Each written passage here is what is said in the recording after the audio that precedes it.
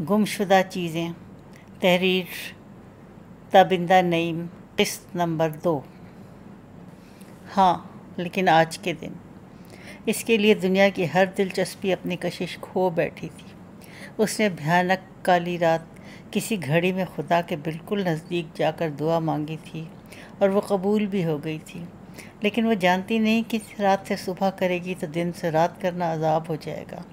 یہ 1 گھنٹہ گزرا ہے، اب دوسرا گھنٹہ گزر رہا ہے، ابھی 3 گھنٹے بھی نہیں ہوئے۔ وقت جیسے کسی اڑیل ضدی گھوڑے کی طرح راستے کے بیچ رک گیا تھا اور چابک برسانے پر اور زیادہ اکڑ فون دکھانے لگتا۔ وہ تمام دن گھڑی کی سوئیوں پر نظریں جمائے نامعلوم جلاد آہٹوں کی منتظر رہی تھی، اور اب پھر ایک سیاہ رات اس کے کمرے کے دروازے کے باہر سوال بن کر کھڑی تھی۔ کاش اس نے لمحوں کے بجائے عمر بھر کے لیے خدا سے اپنے تحفظ کی ضمانت مانگی ہوتی۔ اس رات وہ ضد کر کے اپنے کمرے میں سوئی، کھڑکیاں دروازے اچھی طرح بند کیے، حالانکہ وہ جانتی تھی جس خوفناک گھڑی کے آنے کا اسے ڈر ہے، اس نے اگر سچ مچ آنے کا ارادہ کر لیا تو یہ تالے، یہ چٹخنیاں کسی کام نہیں آئیں گی۔ وہ سائڈ ٹیبل کا لیمپ جلا کے بستر پہ آ گئی اور چھت کے گھومتے پنکھے کو گھورتے پچھلے 28 گھنٹوں کے 28 کروڑ لمحوں میں 28 ارب دفعہ گزرنے والے اسی بھیانک خوف کو اپنے اوپر سرسراتا محسوس کرنے لگی، جس نے کل سے اس کا خون خشک کیے رکھا تھا، اور یہ جان کر اسے مایوسی ہوئی کہ وہ بالکل بھی بہادر نہیں ہے۔ وہ اور ہوتے ہیں جو سکون سے خود اپنے ڈوبتے رہنے کا نظارہ کرتے ہیں، آہستہ آہستہ اور آہستہ، بہت بہادر اور بہت ہی عالی حوصلہ، مگر وہ اتنا سارا حوصلہ کہاں سے لائے؟ لیکن وہ رات کوئی انہونی کیے بغیر گزر گئی، اور اس سے اگلی رات بھی۔ اصولاً تو اسے سکون کا سانس لینا چاہیے تھا، مگر وہ اور بھی بے سکون ہو گئی۔ تمام دن وہ جلے پیر کی بلی کی طرح صبح سے دوپہر تک کلاسیں بدلتی پھرتی، اور اسے لگتا وہ منحوس گھڑی نہایت کمینگی سے دور بیٹھی اس کا تماشا دیکھ رہی ہے۔ خوش فہمیاں پالنے کی اسے عادت نہیں رہی تھی۔ پھر اسے غصہ آنے لگتا۔ جس برے وقت کو آنا ہے وہ آ کیوں نہیں جاتا؟ اسے کس چیز کا انتظار ہے؟ کبھی وہ سوچتی کیوں نہیں وہ یہ ساری بزدلی چھوڑ کر بھاگ کھڑی ہوتی؟ اتنی بڑی دنیا میں کیا اسے چھپنے کے لیے ایک ننھا سا کونا بھی دستیاب نہیں ہوگا؟ اور سوچنے کی بات یہ بھی ہے کہ یہ خیال پہلے کبھی اتنی شدت سے کیوں نہیں آیا؟ پھر وسوسے اس کا راستہ گم کرنے لگتے، اسے فرار کی ہر کوشش بے فائدہ لگنے لگتی۔ اسے شک تھا فاروق کسی زیرک شکاری کی طرح اونچی مچان پر بیٹھا شکار کے دام میں آنے سے پہلے کی بوکھلاہٹ کا مزہ لے رہا ہے، جیسے سے یقین ہو کہ شکار چاہے کتنا ہی تیز دوڑے، کتنا ہی آگے نکل جائے، وہ رسی کا حقیر پھندا پھینک کر اسے پل میں قابو کر لے گا، جیسے وہ کسی فلم کا کردار ہو جس کے پس منظر میں اس کی موت کی گنتی الٹی گنی جا رہی ہو۔ 10 9 6 3 1 اسے جھرجھری آ جاتی۔ اسے وہ تیز دھار خنجر یاد تھا جو اس کے تکیے کے نیچے رکھا ملا تھا، اور جسے اس نے چھپانے کی فاش غلطی کی تھی۔ وہ غصے میں آگ بگولا ہو اٹھا تھا۔ اپنے گلے پر دباؤ بڑھاتے ہاتھ کے نیچے 1 منٹ تو صبرینا کو لگا تھا وہ کھڑے کھڑے بھی اس ننگے ہاتھوں میں ماری جائے گی۔ اسے کسی کی جان لینے کے لیے تیز دھار آلات کی کیا ضرورت ہے؟ Next chapter. May I come in ma'am? کسی نے جالی کے دروازے پر ناک چپکا کر اسے پکارا۔ وہ بھی اپنے دھلے ہوئے کپڑے برآمدے میں تنی رسی پر پھیلا کر کمرے میں آئی ہی تھی۔ اس نے گھوم کر دیکھا اور گردن کو ہلکی سی جنبش سے لڑکی کو اندر آنے کا راستہ دیا۔ وہ اس دفعہ ہاسٹل آنے والی ان 2 نئی طالبات میں سے تھی جن کی انگریزی بولنے سے جان جاتی تھی۔ وہ جب بھی آتی اپنا کوئی نہ کوئی مترجم ساتھ لاتی۔ وہ لاہور کے کسی نواحی علاقے سے آئی تھی اور آمد و رفت کا کوئی ذریعہ نہ ہونے یا شاید کسی اور مسئلے کی وجہ سے ہاسٹل میں رہنے پر مجبور ہوئی تھی، مگر جس دن سے آئی تھی ہاسٹل اس کے لیے عذاب بنا ہوا تھا۔ شاید وہ اپنے گھر والوں سے اتنی قریب تھی کہ ہاسٹل کی زندگی سے سمجھوتا نہیں کر پا رہی تھی۔ صبرینا جب بھی اسے دیکھتی اس کی آنکھیں روئی روئی اور چہرہ سرخ ہو رہا ہوتا۔ وہ جتنا چاہتی تھی اس کا وارڈن سے واسطہ نہ پڑے، اتنا ہی اس کے صبرینا کے پاس کام اٹکے رہتے تھے۔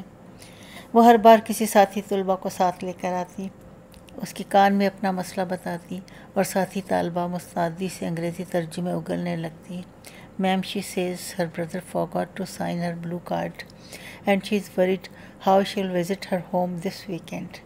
Her brother is the only one who can come to take her home. میم یہ کہہ رہی ہے اس کے ہاسٹل کا بلو کارڈ پر اس کے بھائی کے دستخط ہونے رہ گئے ہیں، اب وہ ویکینڈ پر گھر کیسے جائے گی؟ اسے ہاسٹل سے گھر لے جانے کے لیے صرف اس کا بھائی ہی آ سکتا ہے۔ میم اسے فزیکل ایجوکیشن کے یونیفارم کے لیے اپنے گھر فون کرنا ہے، کیا آپ اسے ساتھ لے جا کر کالج کے باہر کہیں سے فون کروا دیں گی جسے یونیفارم نہ ہونے کی وجہ سے جرمانہ ہوا ہے؟ نو میم، کالج سے فون نہیں ہو سکتا، مسٹر چودھری کے پاس فون والے سکے ختم ہو گئے ہیں۔ وہ دونوں لڑکیوں کے پیغامات سنتی، مسئلے حل کرتی رہتی۔ اس نے کبھی یہ بتانا ضروری نہیں سمجھا کہ اسے لڑکی کی کوئی بات سمجھنے میں کوئی دشواری پیش نہیں آ رہی۔ اس نے دیکھا آج وہ اکیلی تھی۔ آپ نے مجھے بلایا تھا؟ لڑکی اس کے اشارے پر کرسی سنبھالے محتاط انگلش میں بولی۔ سبرینا نے اپنی کرسی سنبھالتے میز پر رکھے کاغذات کی ترتیب درست کرتے غور سے دیکھا۔ وہ گھبرائی ہوئی نہیں لگ رہی تھی، جیسے آج اپنے سارے مسئلے خود ہی حل کرنے کا تہیہ کر کے آئی ہو۔ ہمیشہ کی روئی روئی آنکھیں بھی کچھ آج روشن روشن سی تھیں۔ اس کارڈ کے ڈھیر کے نیچے سے اپنا مطلوبہ کاغذ تلاش کر کے سیدھا کیا۔ میں نے یہ پوچھنے کے لیے تمہیں بلایا ہے کہ مجھے نہیں سمجھ میں آئی یہ کیا ہے؟ اس نے ایک کاغذ اس کے سامنے لہرایا۔ لڑکی ذرا سا ہچکچائی، جیسے کچھ کہنے سے ڈرتی ہو، پھر بولی، دراصل میم میں اپنے گھر واپس جانا چاہتی ہوں۔ کیا تم جانتی ہو؟ سبرینا نے اسے سمجھانا چاہا، ایک بار تم نے ہاسٹل چھوڑ دیا تو تمہیں دوبارہ یہاں جگہ نہیں مل سکے گی۔ کیا مسئلہ ہے تمہیں یہاں، مجھے بتاؤ۔ لڑکی نے اپنے ہاتھ مسلے اور سبرینا کو محنت سے یہ سمجھانے کی کوشش کرنے لگی کہ وہ ہاسٹل کی زندگی سے مر کر بھی خود کو ہم آہنگ نہیں کر پائے گی۔ وہی تو میں جاننے کی کوشش کر رہی ہوں کہ کیوں؟ اسے لگا وہ خامخواہ بحث کر رہی ہے۔ تم اپنا مسئلہ سمجھاؤ گی نہیں تو ہم اسے حل کیسے کریں گے؟ لڑکی کچھ دیر سر جھکائے رہی، پھر بالکل صاف انگریزی میں بولی، I can't make you understand, ma'am. It may sound very strange to you, but I cannot live away from my home.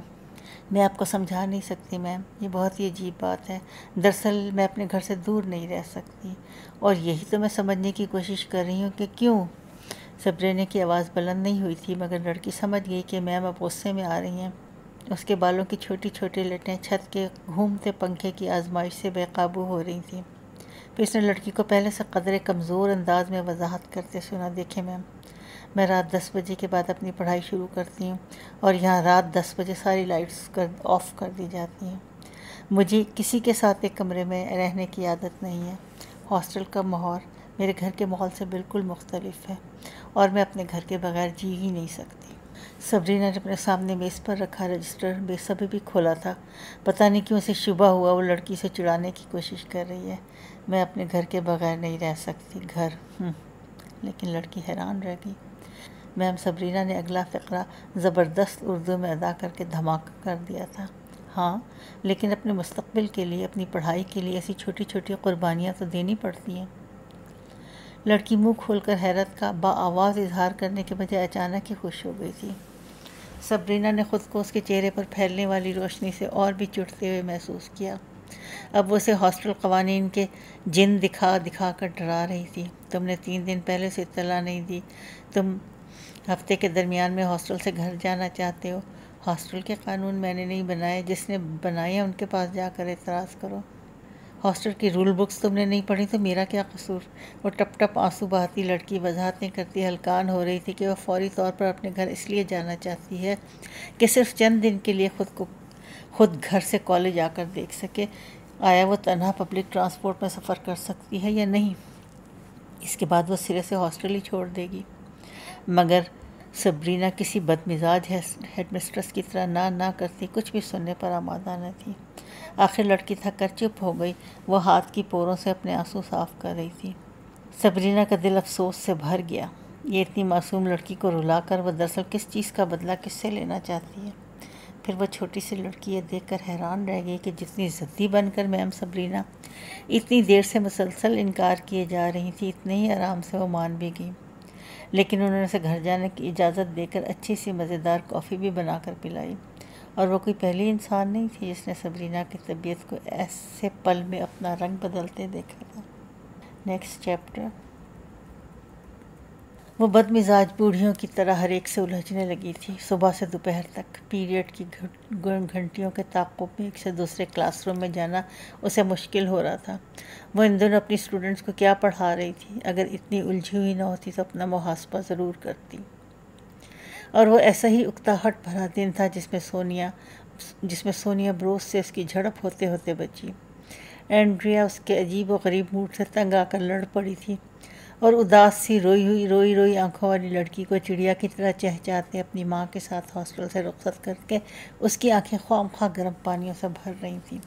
اس نے شدید رشک سے اپنی ماں اور بھائی کے ساتھ اپنے محبوب گھر کو روانہ ہونے والی شاداں فرحان لڑکی کو دیکھا، جس نے زمانے کی مشکلات پر لعنت بھیج کر اپنے گھر اور اس میں رہنے والوں کو اپنے لیے چن لیا تھا، لیکن اسے پتہ نہیں اتنی تکلیف کس بات پر ہو رہی تھی۔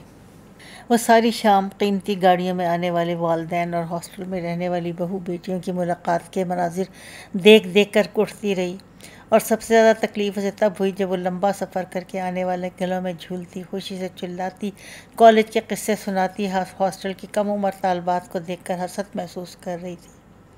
محبت اور فکر کا اظہار کرتے، حال چال پوچھتے، کالج کی سرگرمیوں کی ردات سنتے والدین، ہنستے کھلکھلاتے بہن بھائی، کچھ ماڈرن کچھ دیہاتی، درمیانی عمر کی مائیں، سوٹ بوٹ والے شلوار قمیض والے باپ، سب کے معاشی درجے اس ملک کی اس کلاس کے نمائندگی کرتے تھے جن کا بڑا حصہ تزئین اظہر کے بقول قومی خزانے میں سے چند فیصدی ٹیکس جمع کروا پاتا ہے۔ وہی کلاس جسے ٹھوکر مارنے میں سے کچھ تاخیر ہو گئی تھی، لیکن معاشی درجہ بندی سے پرے سب ایک دوسرے سے جڑے محبت بھرے رشتے تھے، اور یہ صاف ظاہر تھا۔ اسے شدید احساس سے کمتری ہوا۔ کتنے عرصے سے وہ اپنے آپ کو مضبوط کر رہی تھی، کتنے عرصے پہلے اسے لگا اس نے خود کو سمجھا لیا ہے، مگر یہ سچ کبھی کبھی بالکل برداشت نہیں ہوتا۔ کسی کو یہاں اس جگہ اس سے ملنے نہیں آنا تھا۔ اپنے باپ کو تو وہ سرکشی کی قبر میں دفن کر آئی تھی۔ اور ایما کیا کر رہی ہوگی اس وقت؟ اس نے اندازہ لگانے کی کوشش کی۔ وہ دھماکوں میں گھیرے چکنا چور کھڑکیوں والے کسی پھٹے پرانے ہسپتال کے آپریشن ٹیبل پر تکلیف سے کرہاتے، درد سے چلاتے انسانوں کے زخم سی رہی ہوگی۔ کسی عظیم جد و جہد کے زخموں سے چور چور سپوت کی تکلیف اپنے ہاتھوں سے چنتے اسے ایک لمحے کو بھی یہ سوچنے کی فرصت نہیں ملی ہوگی کہ اس کی بہن دنیا کے کسی نامعلوم کونے میں زندگی کے کن عذابوں میں گھری اسے یاد کر رہی ہے۔ آنسو پوئینے کی زبردست کوشش میں اس کا گلا بری طرح دکھ رہا تھا، اور یہاں آنا ہی کسے تھا سوائے اس بے رحم گھڑی کے جو قیامت کے کئی دن گزار کر بھی نہیں آ رہی تھی۔ ملاقات کا وقت ختم ہو رہا تھا۔ آنے والا مہمان اپنی منزلوں کو روانہ ہونے والے تھے۔ وہ ہاسٹل واپسی کے ارادے سے کالج کے مین آفس کے باہر پڑے میز کرسی سے اپنا سامان اٹھا کر پلٹ رہی تھی کہ اسے لگا اس کا وہم سچا ہو۔ معاف کرنا، زیادہ پڑھے لکھے لوگوں میں میرا اٹھنا بیٹھنا نہیں، مگر سنا ہے اپنا دماغ کہیں بھی رکھ کر بھول سکتے ہیں۔ وہ ایک لفظ پر زور دیتا بڑے خوشگوار انداز میں بول رہا تھا۔ اور کیسی ہو؟ کیا کرتی رہی اتنے دن؟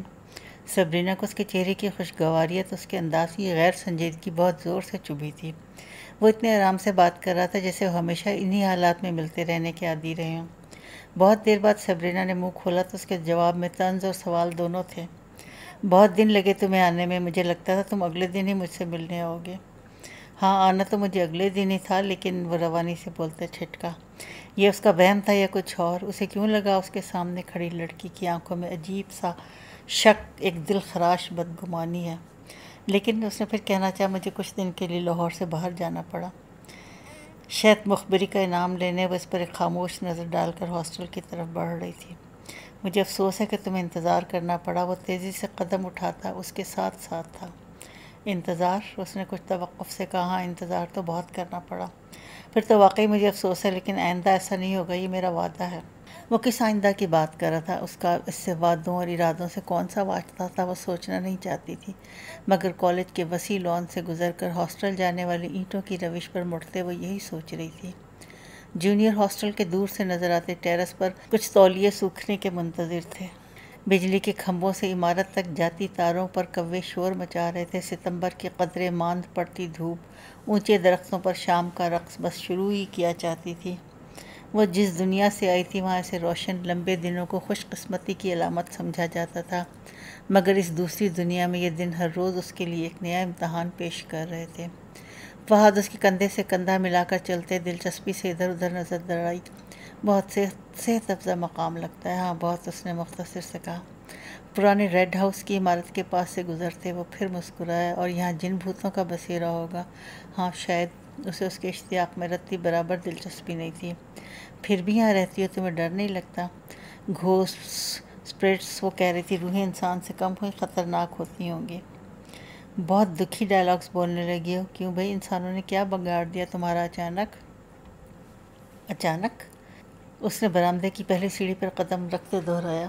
اوکے میں جانتا ہوں تمہارے جیسے لوگ دنیا سے ناخوشی رہتے ہیں، حالانکہ مجھے یقین ہے دنیا نے تمہارا کبھی کچھ نہیں بگاڑا ہوگا. وہ بوکھلا گئی تھی. وہ ایسے بات کر رہا تھا جیسے اس کا برسوں پرانا واقف ہو. اور تم یہاں کھڑی کیا کر رہی تھی؟ میرا انتظار اس ایک لفظ سے چڑ تھی.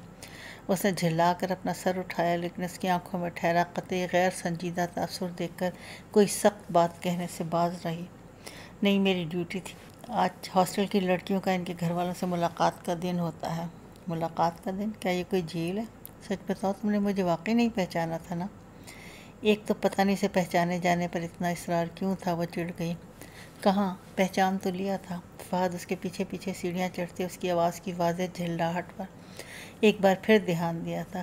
وہ جس دن سے ملی تھی ایسی ہی تھی جیسے کوئی اور انسان. وہ پوری کی پوری وہی تھی، پھر بھی کچھ تھا جو اپنی جگہ پر نہیں تھا. وہ خاموشی سے اپنے کمرے کے جالی والے دروازے پہ جھولتا تالا کھولنے لگی. تم نے بتایا نہیں تم ہمارے وطن کب آئیں؟ ہمارے وطن؟ تالا کھولتی صبرینا کے ہاتھ سے چابی چھوٹ کر گری، جسے اٹھانے کو وہ بے ساختہ ہی جھکی تھی. ہاں ٹھیک ہے، یہ تمہارا وطن ہے اور میں ایک بے وطن ہوں. بہرحال اس کی آنکھیں دھندلانے لگیں. یہ اچھا تھا وہ وقت. اس وقت ٹیرس سے نظر آنے درخت کی چوٹی پر غل مچاتے پرندوں کو دھیان سے دیکھ رہا تھا. وہ اس کی طرف پشت کیے کمرے میں آئی، لائٹ جلائی، سبز جلد والا رجسٹر اور نیلے رنگ کے کارڈ کا پلندہ میز پر ڈھیر کیا اور پلکیں جھپک جھپک کر خود کو نارمل کرنے لگی. ٹھیک ہے، ہر انسان کی اپنی ملکیت پر استحقاق جتانے کا حق ہے. وہ اس کے پیچھے پیچھے آیا اور دروازے کے باہر ہی رک گیا. تم نے بتایا نہیں؟ کچھ عرصہ ہوا. اور یہاں اس کالج میں کب سے ہو؟ یہاں؟ وہ رکی. بہت عرصہ نہیں ہوا. اور یہاں کیا کر رہی ہو؟ پڑھا رہی ہوں. اور آئندہ کیا کرو گی؟ آئندہ؟ وہ کسی معمول کی طرح جواب دیتی رک گئی. یہ وہی تھا نا جس نے پچھلے اتنے دنوں سے اس کی نیندیں حرام کر رکھی تھی. صبرینا نے اس کی سنگین نظروں کا بہادری سے سامنا کیا. آئندہ کے لیے بس یہیں پڑھاؤں گی؟ یعنی؟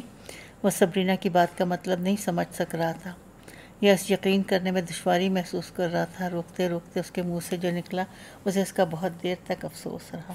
یعنی اتنی ساری ذہانت، اتنی بہت سی ڈگریاں، تو کیا میں یہ سمجھوں تو میرے غریب ملک کے تعلیمی نظام کو سدھارنے کے لیے وقف کر رہی ہے؟ پلیز اب یہ مت کہنا تمہیں میرے ملک سے محبت ہو گئی ہے. اس کی تمسخر سے بلند ہوتی آواز کا جوش ایک دم ہی ٹھنڈا پڑ رہا تھا. اسے لگا اس کے سامنے کرسی پر اپنے دونوں ہاتھ ایک دوسرے میں سختی سے پیوست کیے بیٹھی لڑکی ایسے شدید طنز کی مستحق نہیں. اس کا کوئی قصور نہیں. معاف کرنا، تم نے بات ہی ایسی کی. تم تو کیمبرج جا رہی تھی. وہ پھیکی سی ہنسی ہنس دی جیسے اپنا تمسخر خود اڑانے کے کھیل میں اس کے ساتھ شامل ہو گئی ہو. کیوں؟ کیمبرج جانے والے تمہارے ملک میں پڑھانے لگے تو تمہیں اس پر اعتراض کیوں ہے؟ فہد کو شبہ ہوا. اس نے اس کی آنکھوں میں پانی اکٹھا ہوتے دیکھا ہے. کیا ہوا ہوگا؟ کس چیز نے اسے اتنا دکھی کر دیا؟ لیکن وہ فرض شناس میزبان بن چکی تھی. میں نے تمہیں بیٹھنے کے لیے نہیں کہا. چائے، کافی، ٹھنڈا کچھ پیو گے تم یا باہر ہی کھڑے رہو گے؟ وہ جواب کا انتظار کیے بغیر کمرے کے پیچھے بنے مختصر کچن کی طرف بڑھ گئی، جہاں وقت بے وقت صرف چائے کافی ہی تیار ہو سکتی تھی. وہ کتنی دیر کچن کے کھلے دروازے کے دوسری طرف منظر پر نگاہ جمائے کھڑا رہا، پھر بولا، میرا کہنے کا مطلب تھا یہ جگہ تمہاری منزل تو نہیں ہو سکتی. اس نے کتنی دیر پہلے سوال کیا تھا. جواب میں صرف پانی کے گرنے کی آواز اور برتنوں کی کھڑکھڑاہٹ سن رہا تھا. پھر جیسے اکتا کر اس نے نظریں ہٹا لیں، وہ آہستگی سے ٹہلتا مختصر سے کمرے کی دیوار پر لٹکے کیلنڈر کا جائزہ لینے لگا. پھر کتابوں کی سادہ شیلف میں رکھے لکڑی کے ننھے مجسموں کی طرف چلا گیا. بات سنو. صبرینا نے کچن کے دروازے سے جھانکا. تم بہت بدل گئی ہو. آلتی پالتی مارے گیان میں مصروف لکڑی کے بدھا کا سر چھوتے اس نے جیسے ایک اخباری بیان پڑھا تھا. صبرینا کو لگا اتنے دن سے وہ خوف کی جس صلیب پر گڑی تھی اس کے قبضے ایک ایک کر کے اکھڑنے لگے ہیں. وہ خاموشی سے پلٹی اور اس کا مگ اٹھا لائی. کیا یہ بری بات ہے؟ پتہ نہیں. وہ سنبھل کر میز کے پاس پڑی کرسی پر بیٹھ گیا. شاید وقت سبھی کو بدل دیتا ہے، مگر ابھی اتنا وقت نہیں گزرا. وقت کیا ہوتا ہے؟ ایک دن، ایک گھنٹہ، یا؟ اس نے بے ساختی میں مزید کچھ کہنے سے روکا. وہ بحث شروع کرنے جا رہی تھی. اسے گھسیٹ کر دور لے جانے میں شدید نقصان کا اندیشہ تھا. وہ خاموشی سے کڑوی کافی کے بھاپ کے پیچھے اس کے چہرے کو اپنے آپ سے الجھتا دیکھتا رہا. بہت دیر بعد اس نے اپنا جھکا ہوا سر اٹھایا۔ وہ پوچھ رہی تھی، تم نے اپنے بارے میں کچھ بتایا تھا؟ وہ صبر سے کام لینا چاہتا تھا مگر ایسا نہیں ہو سکا۔ کافی کا مگ میز پر پٹخ کر وہ کھڑا ہو گیا۔ میں نے اپنے بارے میں کچھ نہیں بتایا تھا۔ اعتبار کوئی دکھائی جانے والی چیز نہیں ہوتا، اگر ہوتا تو میں تمہیں ضرور دکھاتا۔ اس نے دروازے کی طرف قدم بڑھائے۔ لیکن میں دوبارہ بھی آؤں گا جب کبھی تم میرا اعتبار کر سکو۔